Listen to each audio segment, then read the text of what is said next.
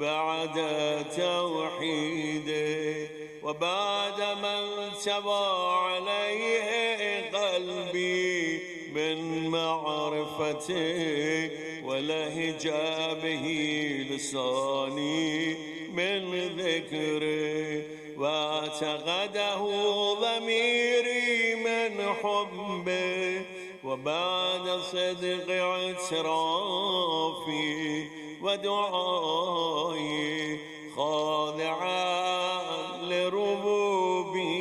لربوبيته هيهات أنت أكرم من أن تزيع من ربيت أو تبعد من أدنيت أو تشرد من آويت أو تسلم إلى البلاء من شفيته ورحمته وليت شعري يا سيدي وإلهي ومولاي أتسلط النار على وجوه خرت لعظمتك ساجدا وعلى ألسن نتقت بتوحيدك صادقة وبشكرك مادحة وعلى قلوب اعترفت بإلهيتك محققة وعلى ضمائر حوت من العلم بك حتى صارت خاشعة وعلى جوارح سأت إلى أوتان تعبدك تائئة وأشارت باستغفارك مذعنة ما هكذا الظن بك ولا أخبرنا بفضلك يا كريم يا كريم يا كريم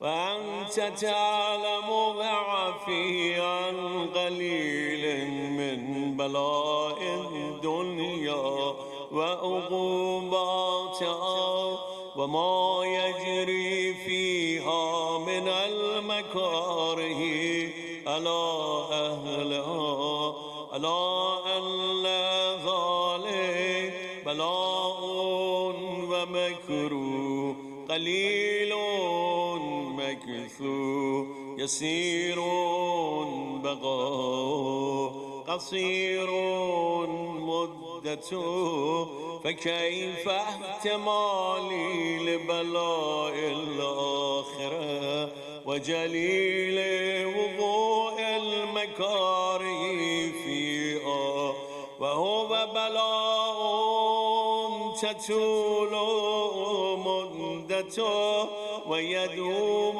مقامه ولا يخفف عن أهله لأنه لا يكون إلا عن غضبه وانتقامك وسخطه وهذا ما لا تقوم له السماوات والأرض يا سيدي فكيف بي وأنا عبدك ضعيف ذليل حقير مسكين مستكين يا إلهي وربي وسيدي ومولاي لأي الأمور إليك أشكو والإمام أضج وأبكي لأليم العذاب وشدته أملة للبلاء ومندته فلئن صيرتني للعقوبات مع أعدائي وجمعت بيني وبين أهل بلائي وفرقت بيني وبين أحبائك وأوليائك فأبني يا إلهي وسيدي ومولاي وربي صبرت على عذابك فكيف أصبر على فراقك وأبني صبرت على حر نارك فكيف أصبر عن النظر إلى كرامتك أم كيف أسكن في النار ورجائي عفو فبعزتك يا سيدي ومولاي أقسم صادقا لئن تركتني ناطقا لأضجن إليك بين أهلها ضجيج العاملين ولأصرخن إليك صراخ المستصرخين ولأبكين عليك بكاء الفاقدين ولأنادينك أين كنت يا ولي المؤمنين يا غاية آمال العارفين يا غياثا تغيثي يا غياثا يا غياثا تغيثي يا حبيب قلوب الصادقين ويا إله العالمين أفتراك سبحانك يا إلهي وبحمدك تسمع فيها صوت عبد مسلم سجن فيها بمخالفته وضاقت أذابها بمعصيته وحبس بين أتباعها بجرمه وجريرته وهو يضج إليك ضجيج مؤمل لرحمته ويناديك بلسان أهل توحيد ويتوسل إليك بربوبيته يا مولاي فكيف يبقى في العظام وهو يرجو ما سلف من حلمه أم كيف تلمه النار وهو يعمل فضلك ورحمتك أم كيف يغرق لهيبها وأنت تسمع صوتا وترى مكانا أم كيف يشتمل عليه زفيرا وأنت تعلم ضعفا أم كيف يتغلغل بين أتباعها وأنت تعلم صدقا أم كيف تزجر زبانيتها وهو يناديك يا ربا أم كيف يرجو فضلك في إتقه منها فتترك فيها هيهات ما ذلك الظن بك ولا المعروف من فضلك ولا مشبع لما عاملت به الموحدين من برك وإحسانك فباليقين أغتأ لولا ما حكمت به من تعذيب جاحدي وقضيت به من إخلاد معاندي لجعلت النار كلها بردا وسلاما وما كان لأحد فيها مغرا ولا مقاما لكنك تقدست أسماء أقسمت أن تملأها من الكافرين من الجنة والناس أجمعين وأن تخلد فيها المعاندين وأنت جل الثناء قلت مبتدئا وتتولت بالإنعام متكرما أفمن كان مؤمنا كمن كان فاسقا لا يستوون. صلوات.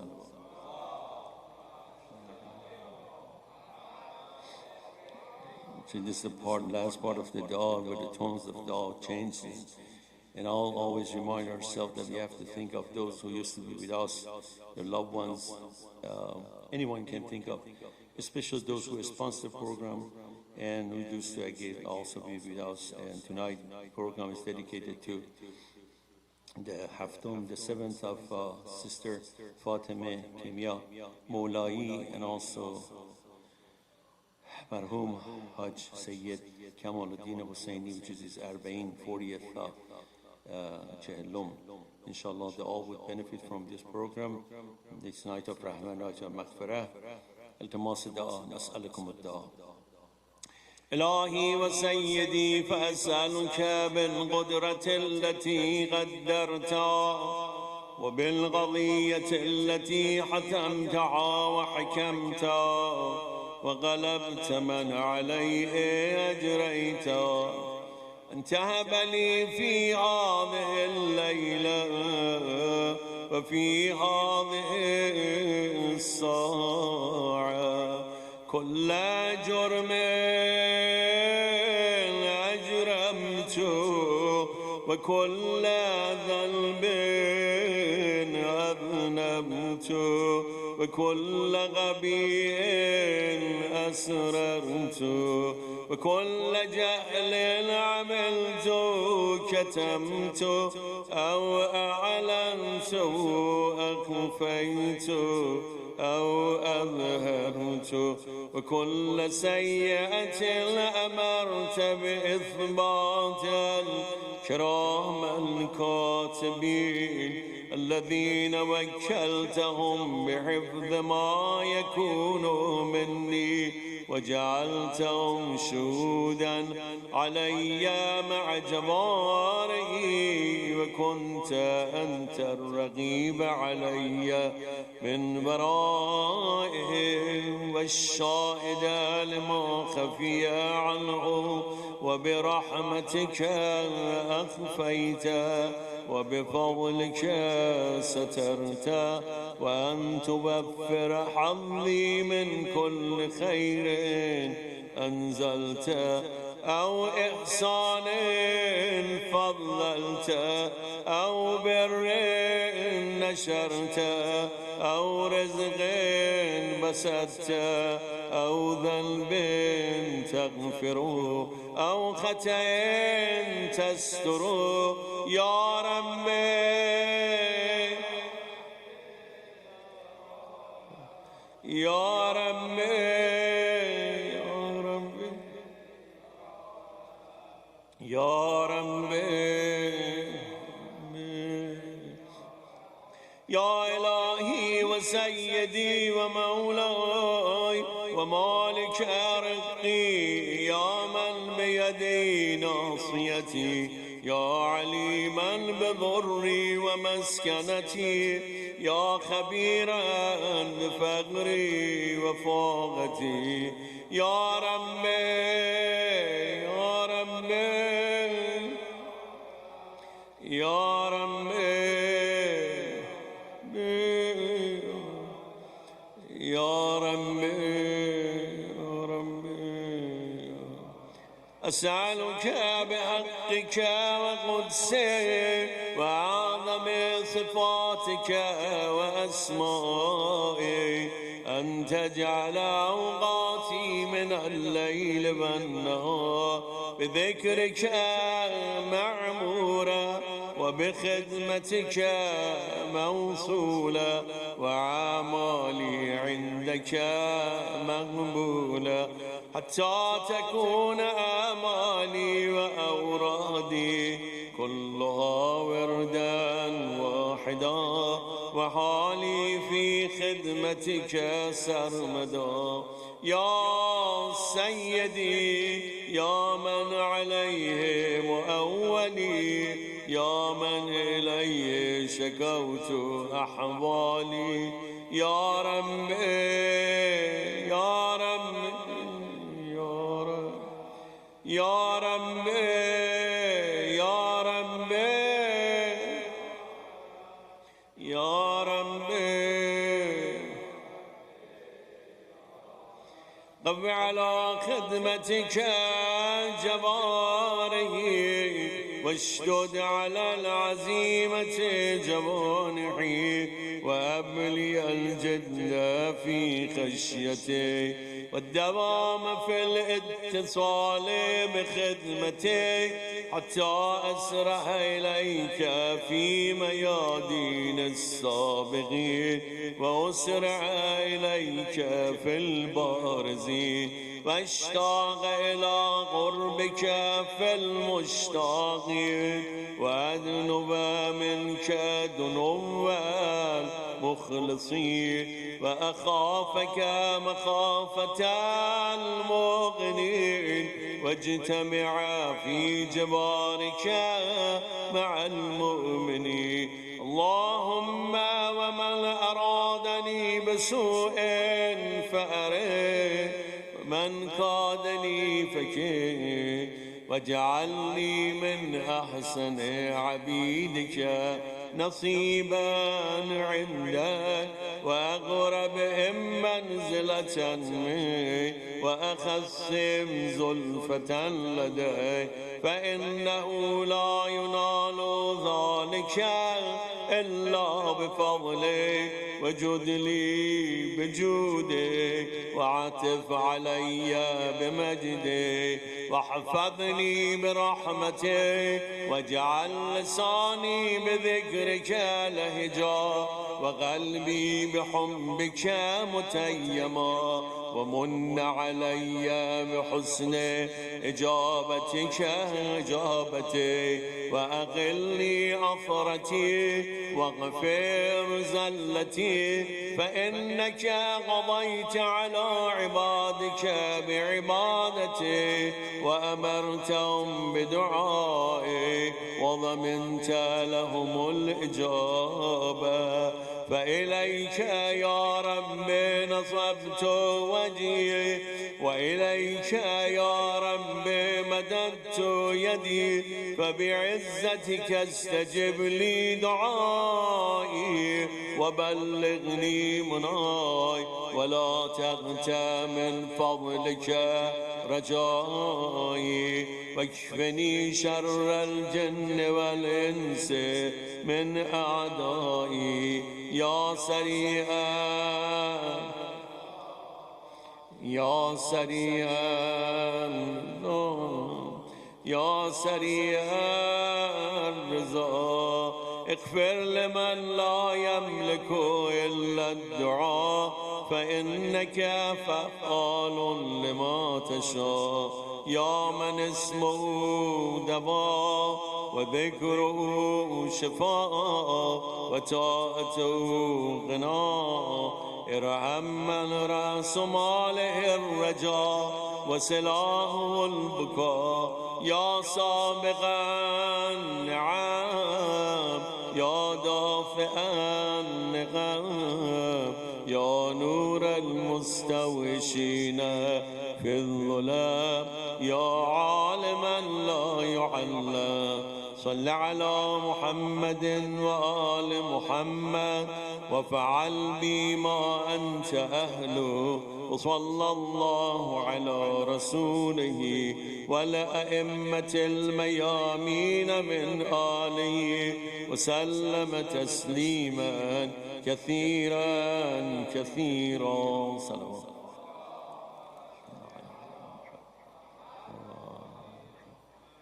It's night of Rahman, night of Maghfirah. Inshallah, we will recite 5 times Amma Yajib.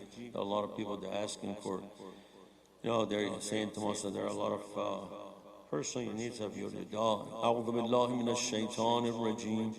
Bismillahir rahmanir rahim. أمن يجيب المضطر إذا دعاه ويكشف السوء أمن يجيب المضطر إذا دعاه ويكشف السوء أمن يجيب المضطر إذا دعاه ويكشف السوء أمن يجيب المضطر إذا دعاه ويكشف السوء أمن يجيب المضطر إذا دعاه. اللهم نور قلوبنا بنور القرآن نور قلوبنا بنور الإيمان نور قلوبنا بنور معرفتك. اللهم احينا حياة محمد وآل محمد وأمتنا ممات محمد وآل محمد ولا تفرق بيننا وبين محمد وآل محمد.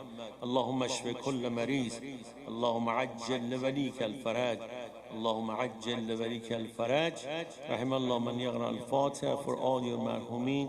As I mentioned tonight, especially for marhume Fatemeh Kimia Molai, and also at her 7th, and also marhum Haj Sayyid Kamaluddin Husseini, that's on his Arba'in, the 40th. And all your marhumin, Rahim Allah man yaqra al-Fatiha ma al-Ikhlas wa al-Salawat.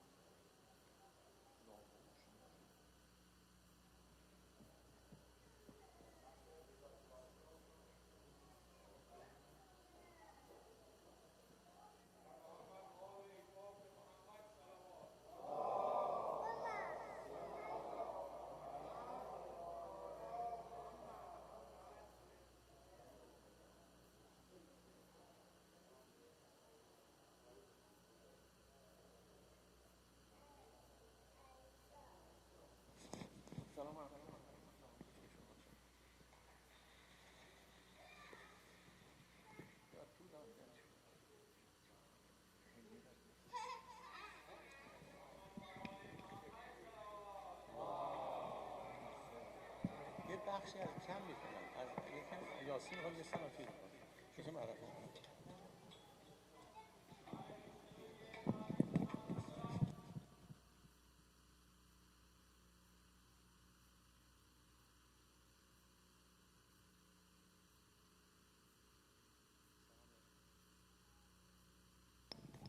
I'll hold it my hand, that's fine.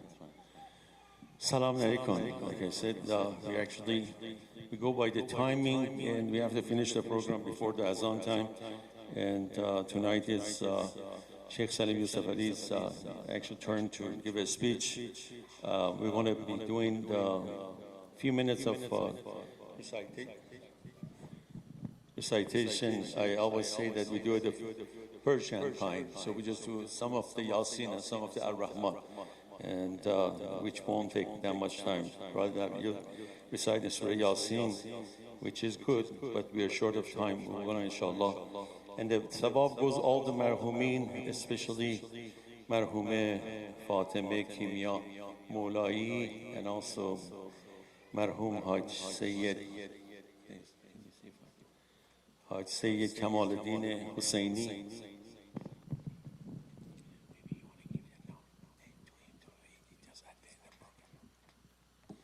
أعوذ بالله من الشيطان الرجيم إن الله وملائكته يصلون على النبي يا أيها الذين آمنوا صلوا عليه وسلموا تسليما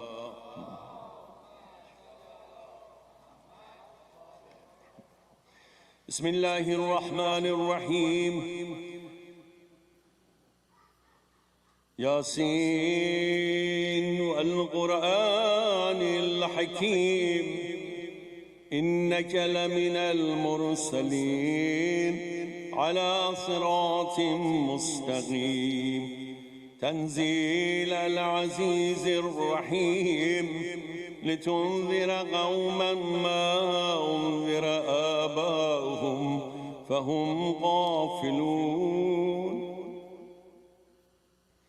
لقد حق القول على أكثرهم فهم لا يؤمنون إنا جعلنا في أعناقهم أغلالا فهي إلى الأذقان فهم مقمحون وجعلنا من بين أيديهم سدا ومن خلفهم سدا فأغشيناهم فهم لا يبصرون وسواء عليهم أأنذرتهم أم لم تنذرهم لا يؤمنون إنما تنذر من اتبع الذكر وخشي الرحمن بالغيب فبشره بمغفرة وأجر كريم إنا نحن نحيي الموتى ونكتب ما قدموا وآثارهم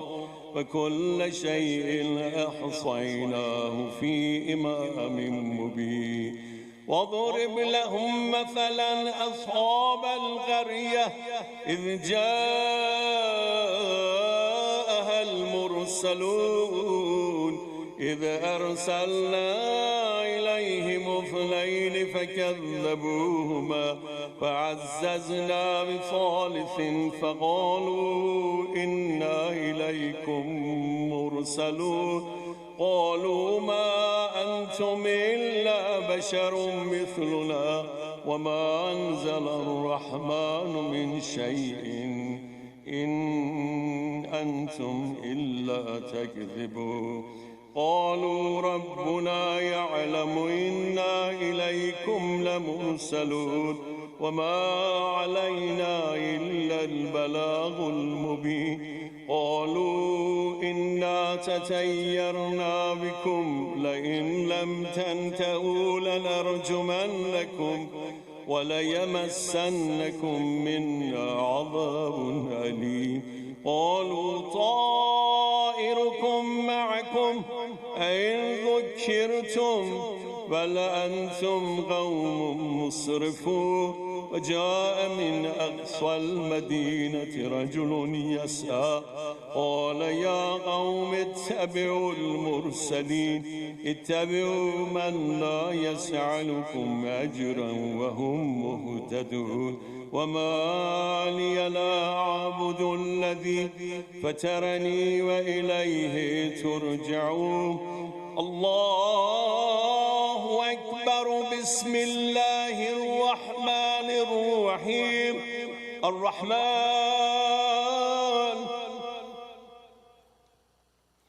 علم القرآن خلق الإنسان علمه البيان الشمس والقمر بحسبان والنجم والشجر يسجدان والسماء رفعها ووضع الميزان ألا تتقوا في الميزان وأقيموا الوزن بالقسط ولا تخسروا الميزان والأرض وضعها للأنام فيها فاكهة والنخل ذات الأكمام والحب ذو الأسف والريحان فبأي آلاء ربكما تكذبان خلق الإنسان من صلصال كالفخار وخلق الجن من مارج من نار فبأي آلاء ربكما تكذبان رب المشرقين ورب المغربين فبأي آلاء ربكما تكذبان مرج البحرين يلتقيان بينهما برزخ لا يبغيان فبأي آلاء ربكما تكذبان يخرج منهما اللؤلؤ والمرجان فبأي آلاء ربكما تكذبان وله الجوار المنشآت في البحر كالأعلام فبأي آلاء ربكما تكذبان كل من عليها فان ويبقى وجه ربك ذو الجلال والإكرام فبأي آلاء ربكما تكذبان لا بشيء من آلائك رب أكذب رب صل على محمد وآل محمد صلوات. I won't be taking much of your time. As I said, dear brother, Sheikh Salim Yusuf is going to give talk. And we ask everyone, please, to be quiet. Just want to say a few words. I feel like I am entitled to say about these two families.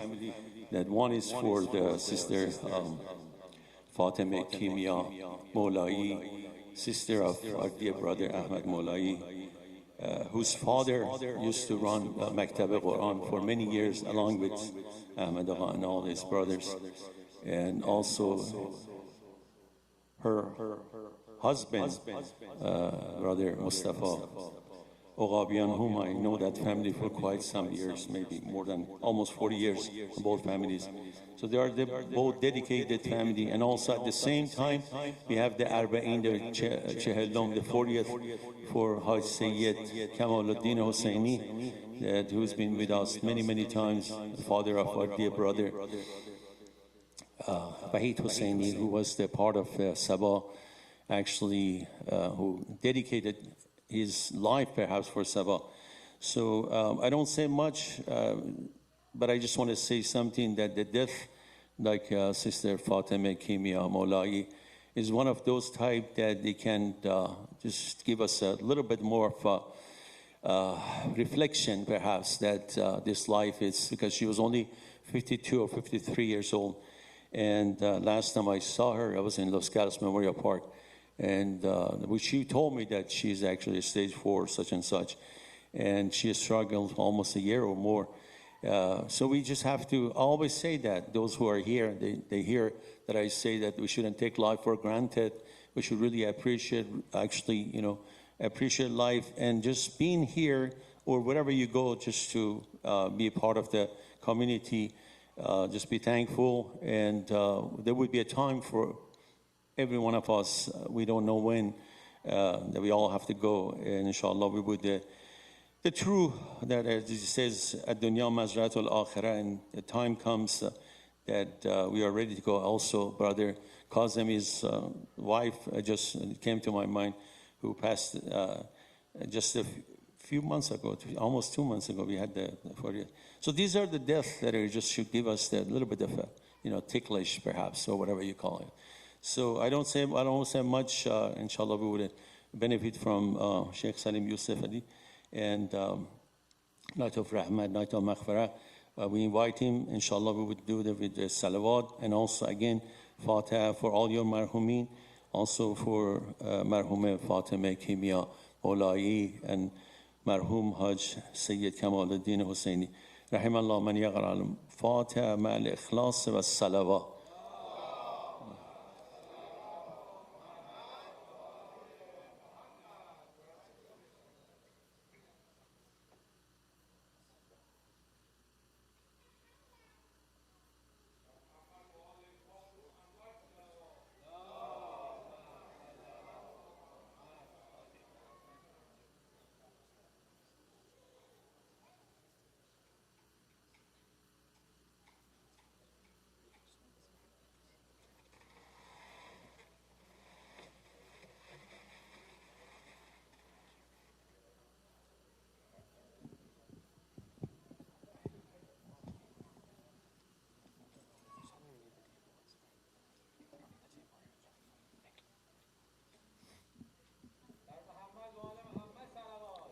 اللهم صل على محمد وآل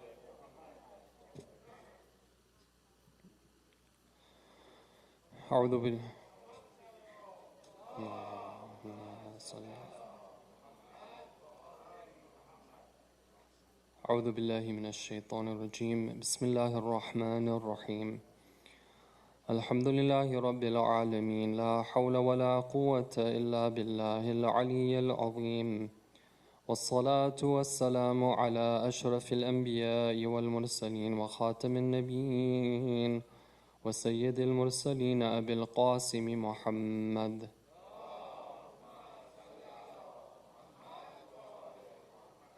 وعلى آل بيته الطيبين الطاهرين المعصومين. For the benefit of Marhuma Fatima Mulai and Marhum Sayyid Kamaluddin Hussaini, and for all the Marhumin and Marhumat and the Shuhada of Islam, let's gift them with the recitation of Surah Al-Fatiha.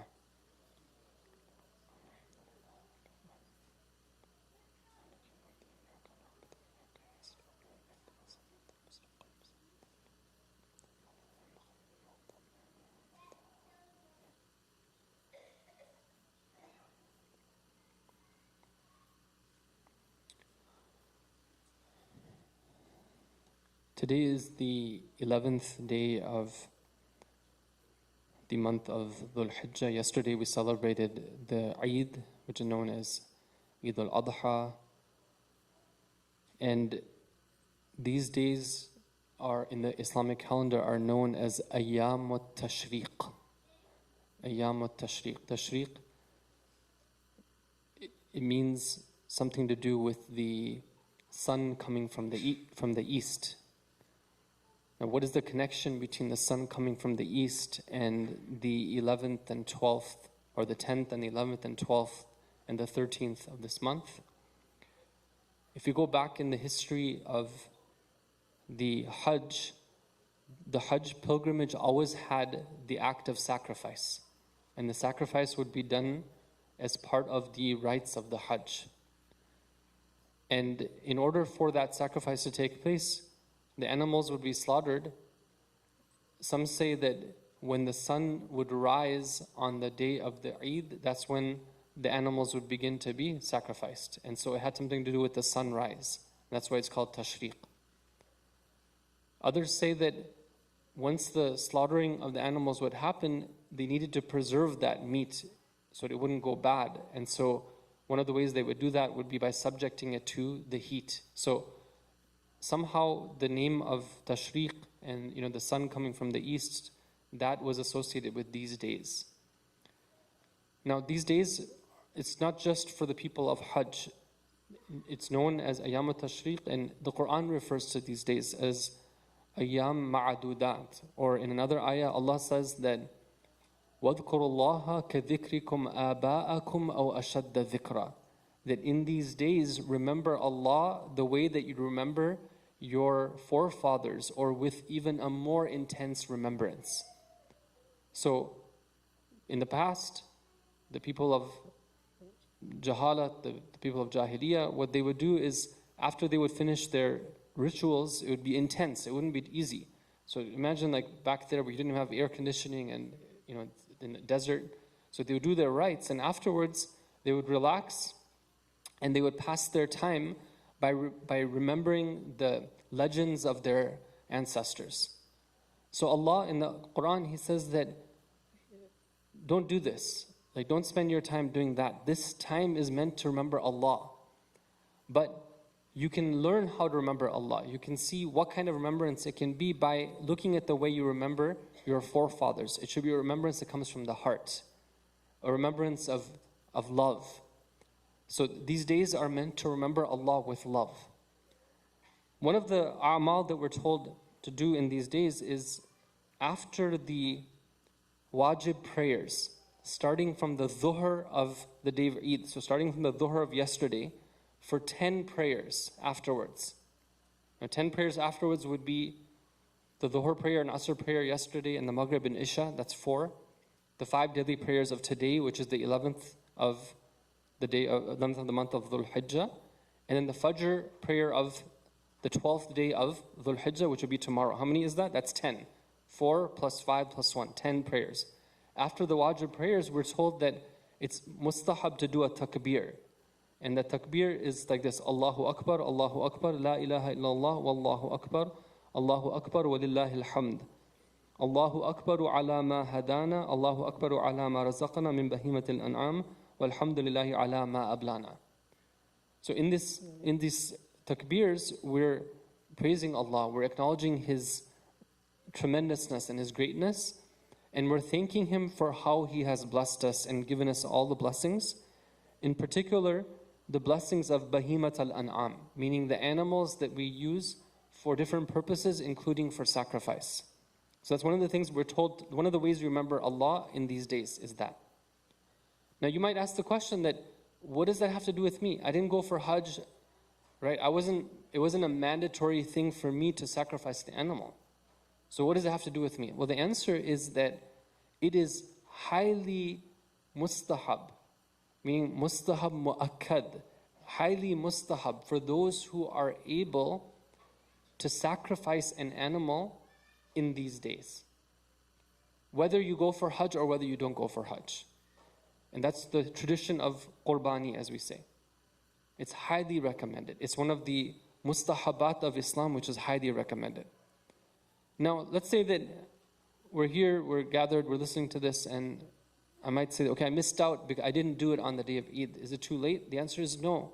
If you want to get the reward of having done this in these days, the time period extends until tomorrow.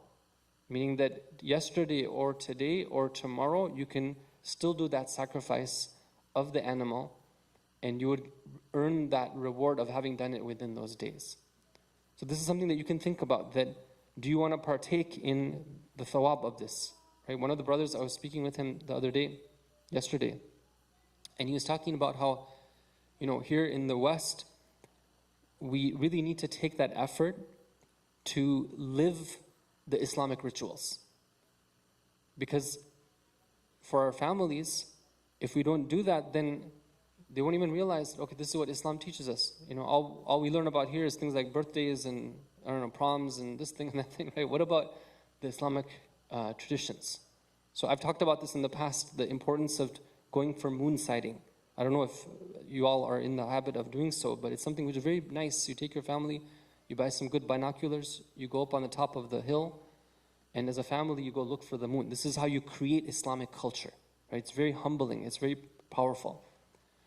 This brother was talking about how he takes his children to go for picking the animal, right? Which is very nice.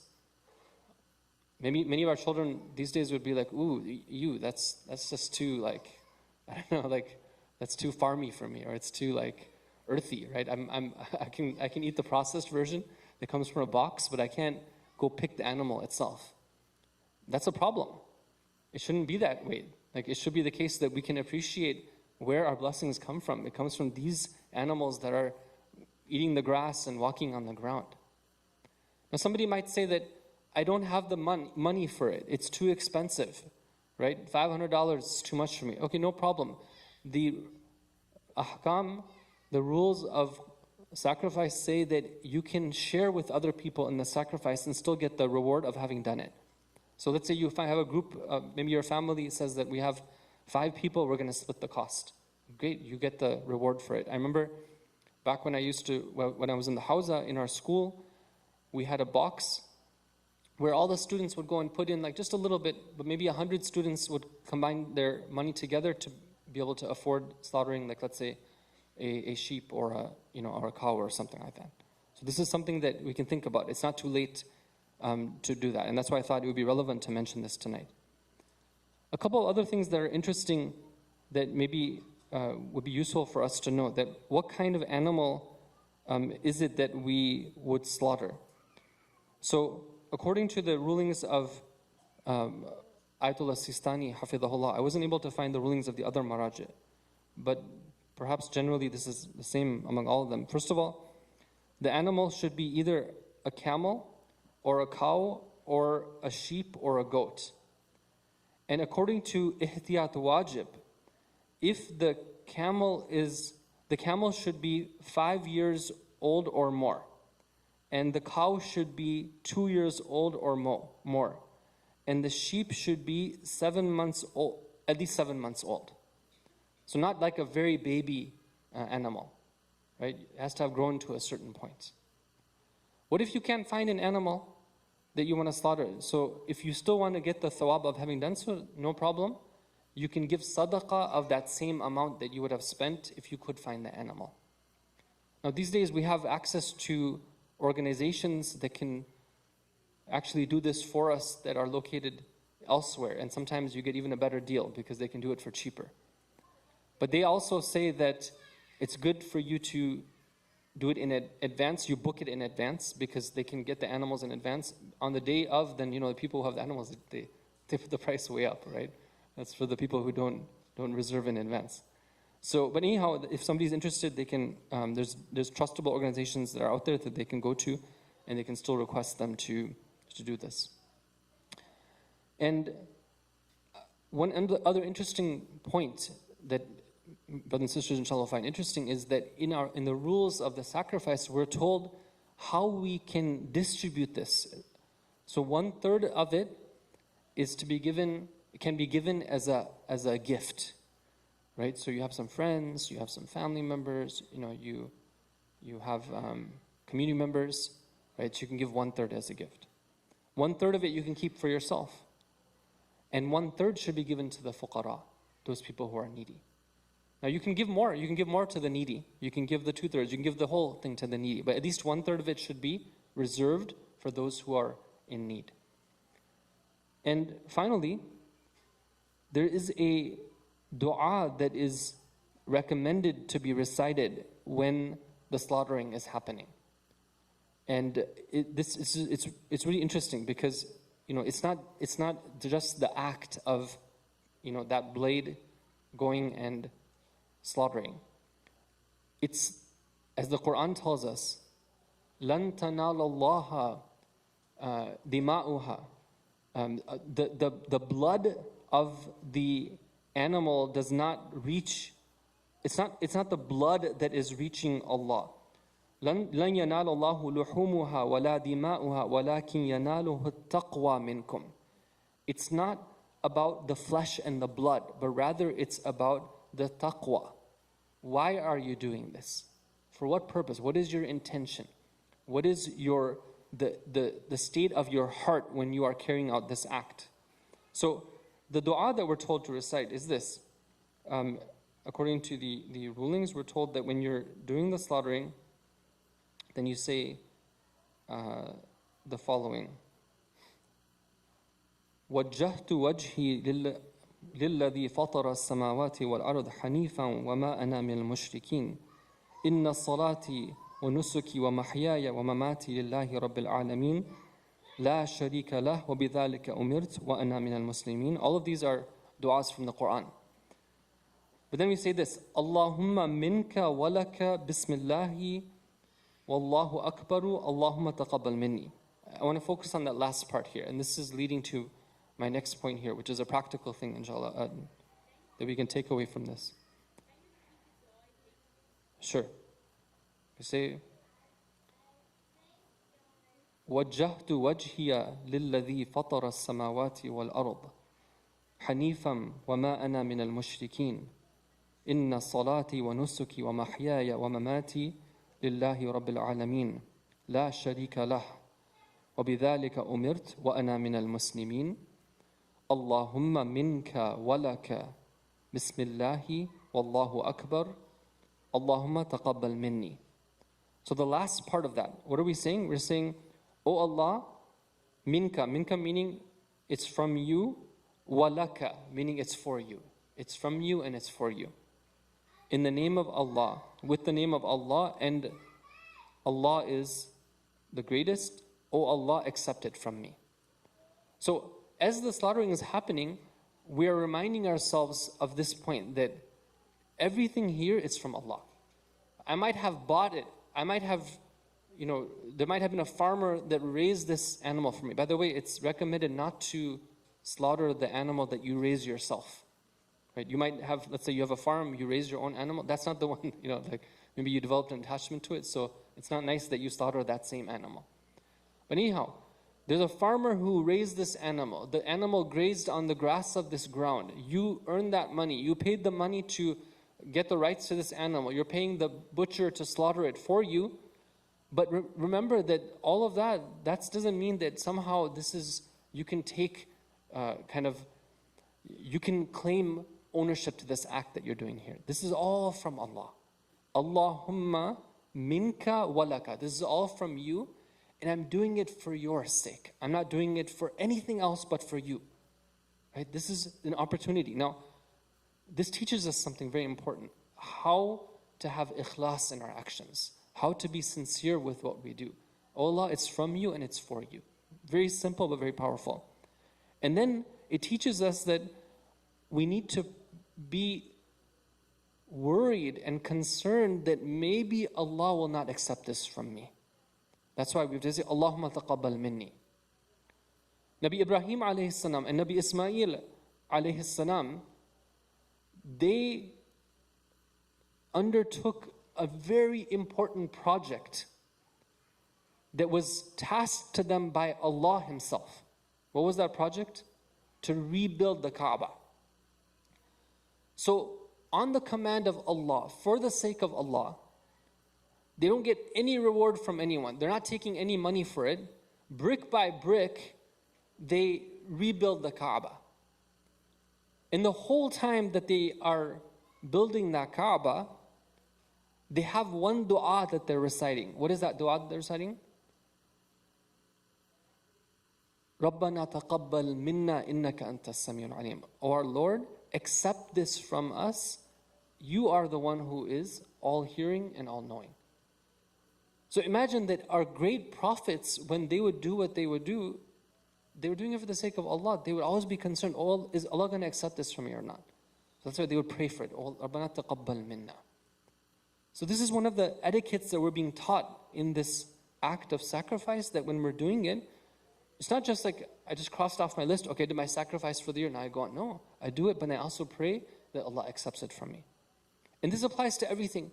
At the end of month of Ramadan, our du'as that we're taught from the Ahlul Bayt al-Muslim, they say that pray that Allah accepts your actions in that month.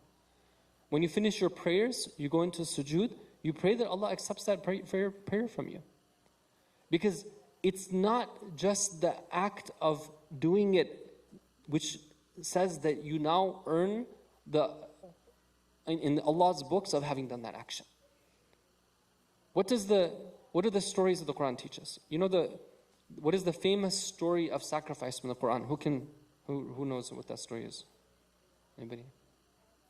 The famous story of the sacrifice from the Quran, where Allah accepted the sacrifice of one but didn't accept the sacrifice of the other one. Which one? Exactly. So, in Surah Al-Ma'idah, أعوذ بالله من الشيطان الرجيم وَاتْلُ عَلَيْهِمْ نبأ ابني آدم بالحق إذ قربا قربانا فتقبل من أحدهما ولم يتقبل من الآخر. Tell them about the story of the two sons of Adam with truth when they both sacrificed a sacrifice and Allah accepted from one of them and He didn't accept from the other one. So the story goes that Allah accepted Habil's sacrifice and He didn't accept Qabil's sacrifice. So Qabil is upset and he gets jealous and he says, لَأَقْتُلَنَّكَ, I'm going to kill you for this. And Habil wants to tell him that, look, it's not about that. It's not that, this is not something which is only for me. I'm going to show you the way that you can also get to where I got to, where Allah will accept your sacrifice. What is that way? قَالَ إِنَّمَا يَتَقَبَّلَ اللَّهُ مِنَ الْمُتَّقِينَ. He says that indeed Allah accepts only from the muttaqeen, those people who have taqwa. Right? It matters why you do what you do, with what intention. This is such an important point, brothers and sisters, that it tells us that when we do our actions, sometimes we're so busy with our work, we're so busy with our life, right? It comes time for prayer, okay, we do our wudu, alhamdulillah, right? We stand for prayer, alhamdulillah. But do we have that taqwa, that state of the heart, that awareness that I'm doing this because, why am I doing this? Right? Why am I doing what I'm doing? And this is very evident by, if you just take, for example, take a selfie, like take a mental selfie of yourself at the time you're standing for prayer. Do you look like somebody who is there because you're just crossing something off of a list, or do you look like somebody who's there because you have an enormous responsibility that has been put on you and you're concerned about whether it's going to be accepted from you? Even from the way that you stand for your prayer. And this applies to everything else we do as well. There's a very beautiful hadith that I found in our books of hadith. It's very interesting. There was a companion of Imam Sadiq alayhi salam, he was at salawat.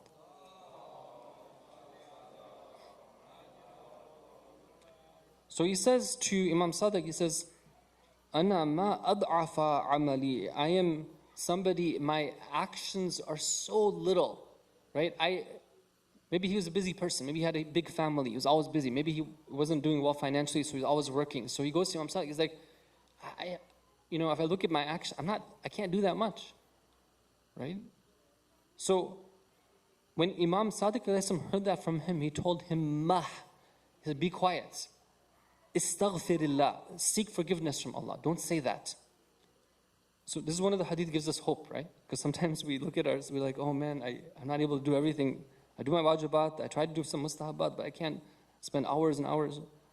So what does Imam Sadiq tell him? He says that, Inna qalil al-amal ma'a taqwa khayrun min kathir al-amal bila taqwa. Indeed, when you do a little, but you do it with the right mindset, with the right state of heart, that is better for you than doing a lot, but not with that mindset. And then he gives an example.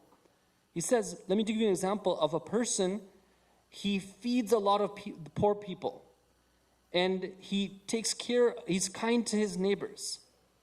So he does all these things, right? He's always, maybe holding majalis, he's always holding events, he's inviting people, he's doing all this stuff. Okay, but فَإِذَا ارْتَفَعَ لَهُ الْبَابُ مِنَ الْحَرَامِ. Let's say that person, when the opportunity arises for him to do something haram, دَخَلَ فِيهِ, he goes into that door. Right? On the other hand, you might have somebody who does a little, but when that door of haram opens to them, they say, no, right, I'm not going to do that. Why? Because that person has taqwa. Right? Taqwa is something which informs not only what we do, but what we don't do, what we abstain from.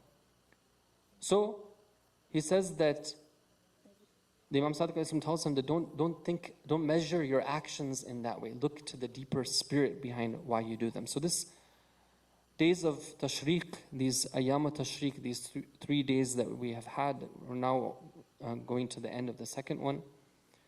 Again, just to recap, it's an opportunity for us to take part in this tradition of sacrifice. It's an opportunity for us to do dhikr of Allah. And it's an opportunity just to refine our actions, not only what we do, but what we stay away from, and the spirit behind why we do what we do. May Allah Ta'ala help us to, and give us the tawfiq to be able to make the most out of these opportunities. Once again, on this night of Friday, I would like to request us to remember all those who are in need of our dua, and let us also pray for the reappearance of the Imam of our time, and let us once again gift all the marhumin and marhumat with the thawab of the recitation of Isratul Al-Fatiha, especially marhuma Fatima Mulai and marhum Sayyid Kamaluddin Hussaini. Sallu ala Muhammad wa ala Muhammad. Isratul Al-Fatiha.